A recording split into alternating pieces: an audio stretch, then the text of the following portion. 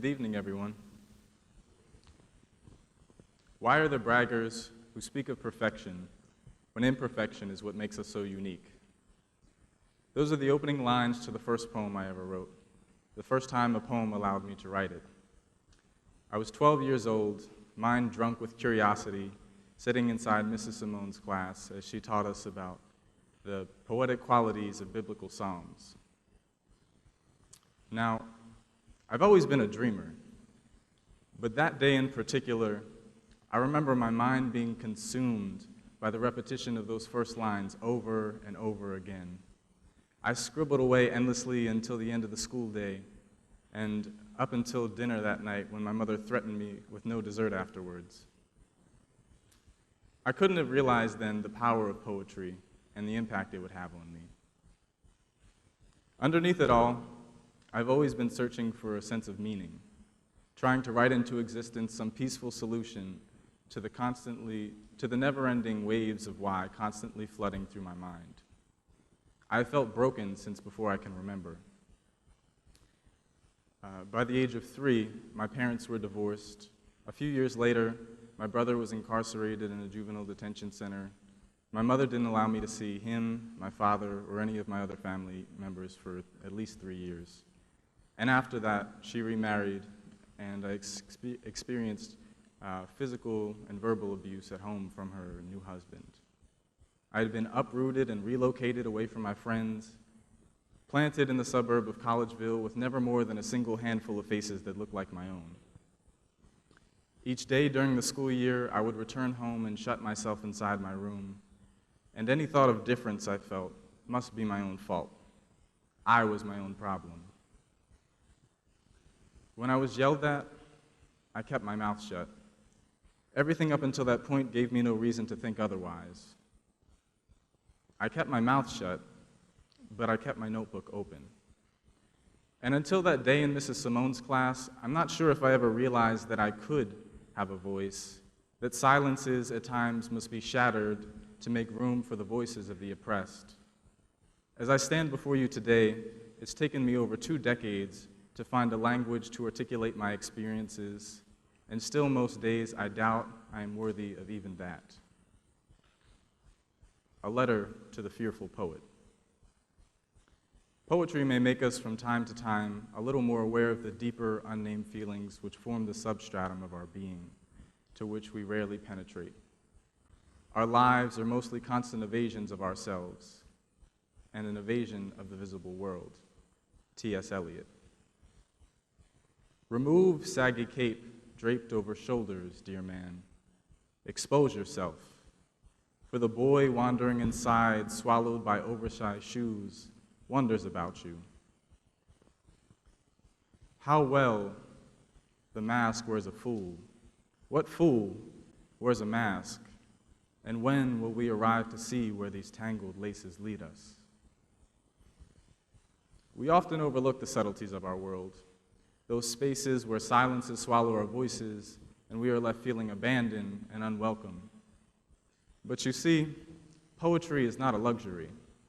It wasn't until coming to college that I learned this when I came across A Litany for Survival, written by Audre Lorde.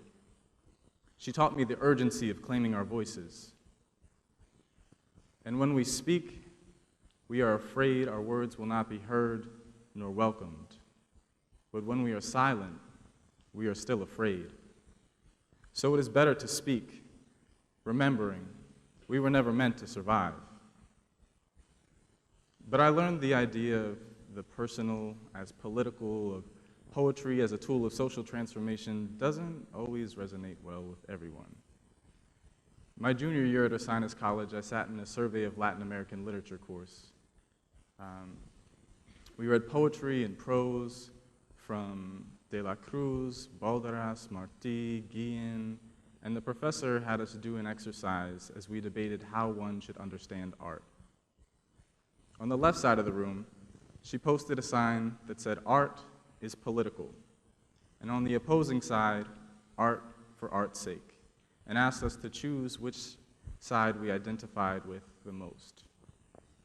Now, in a class of over 20 students, I was the single black student in the class and sat alone under the sign that said, "Art is political," as my white peers defended the idea that an artist's creations can transcend their social circumstances. If only things were that black and white. But in that moment, I realized the power of Audre Lorde's words. If we do not speak, we will be spoken for, written out of history. As the saying goes, until the story of the hunt is told by the lion, the history of the hunt will always glorify the hunter. I had spent so many years of my life being spoken for. That moment allowed me to realize I was not alone in the world, that my feelings were valuable, not only valuable, but they deserved to be validated. There was an understanding of my everyday experience as a young biracial man who self-identifies as black and a feminist that often remain overlooked.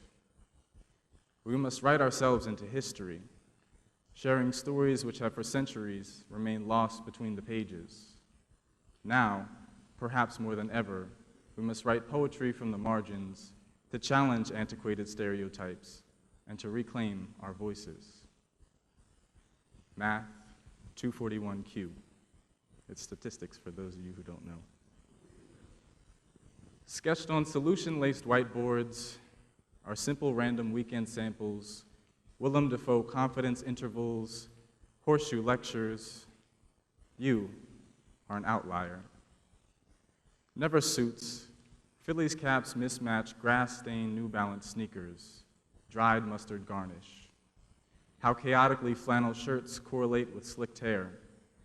I sit front row, calculating the high probability old-fashioned sexism greets lovely skirts, blouses, women. But professor, do you see that other problem, seated front row? How does an invisible man's value factor into his cumulative GPA? You shrugged. Just some more examples to consider. Like magic, ample marker-stained cloths erase all iniquity. Fall terms end, completed math requirements retire pencils, theories hibernate in textbooks, but my fear cannot be erased. Will I ever graduate beyond jury acquittals on type 2 errors, outfits still coordinated to cross streets, traverse nights, wondering which statistic I will be tonight? I have come to learn that the stories I tell in my poetry are not just my own. With each breath, we embody the hopes and dreams of our ancestors, the sacrifices of their yesterdays for the hope of our tomorrows. For me, poetry is political. There's too much at stake for it to be otherwise. Rise up, Africa. Claim what rightfully belongs to thee. Let no human judge your content by color or take away natural-born dignity. Buried underneath the ruse of the American dream lies the internalization of inferiority, self-perpetuation of the imperialist scheme. The beauty of black humanity, for centuries long denied, has left remnants of tragedy, the trails of tears and blood they cried. Resilience remains part of the human spirit. Of this, we must profoundly stand proud, holding our weary heads high, even when love, the law disallowed. Legislation mandates equality, yet fear and hatred linger inside their brains. 150 years since slavery, and the Negro remains in chains. Now the racial mountain we face seems steeper than ever to climb. We struggle, just like Sisyphus. But tell me, when is freedom's time? I would be senseless to be content with a pair of rims on a Range Rover when I look inside corrupt cages called correctional facilities and see slavery perpetuated all over. Black children crying in the streets for a family this country has systematically destroyed. Black teens selling drugs on the corner because it's the only opportunity they have to stay employed. So tell me again, Kanye, black people have made it where? It's time to take those blinders off and stop letting opulence act as an impediment to care. Sophisticated ignorance from the wisdom of a fool. Jay-Z's, Oprah's, and Obama's simply exceptions to the rule. Tupac said, it's time to make changes. Let's change stigmatization of the color black. Let's raise our fists, embrace our skin, steer the country toward an equitable track.